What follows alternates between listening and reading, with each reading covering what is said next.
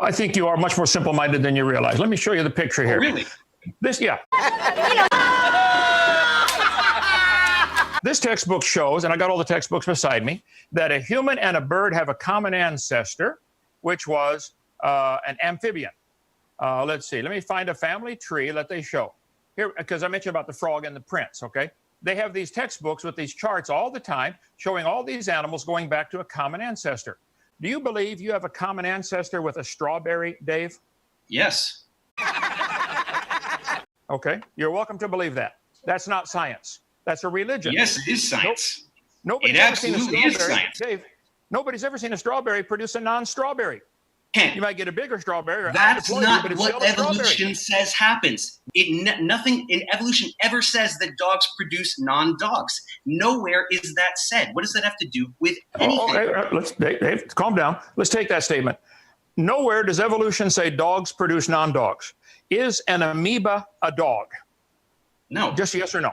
Okay. Did the dog come from an amoeba? What? They had a common ancestor. Dave, come on, yes or no? Did the dog come from an amoeba? What does this have to do with anything? You're not asking the question, son. It did not come from an amoeba. No, it did not come from an amoeba. What does that matter? Well, the charts in the book show the amoeba turning into all the creatures, including the dog. No, they don't. Show me a book that shows that, Ken. No book shows that. Show me anything coming from an amoeba. Is an amoeba a eukaryote? A eukaryote simply means the cell contains a nucleus that's bound in a membrane. And I'll use the same terminology you've been using. In your simple mind, you think because they're all eukaryotes, therefore they're all related. Couldn't that not be a common design? You know, all the cars on the highway have metal in them, iron. You're just using the exact same analogy. Why are you talking about cars? They're not biological organisms. This is not a valid analogy. You're saying that there's something designed, therefore everything is designed. No. Adding biological ability to reproduce makes it 1 trillion times more complicated, much harder for you.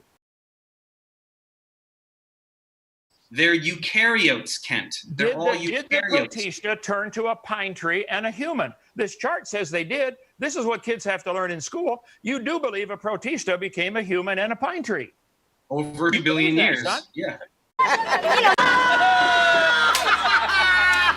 Huh? Okay, just admit it. If you want to believe something that dumb, that's fine. Okay. But don't call it science. All you're saying is that you don't get it, so it's not true. So let's get into this. Let's get into this.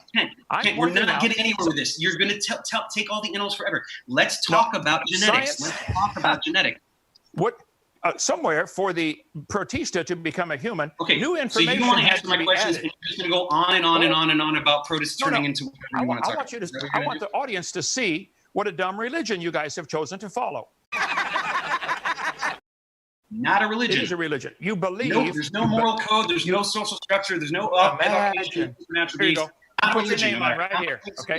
Put your name on right here. You imagine that over millions, billions of years, the protista could turn to a pine tree and a human. That's what the charts show, and that's my objection. It'd be much simpler for a skateboard. Do you know what a paternity test is? Do you know what a paternity test is? Here we go.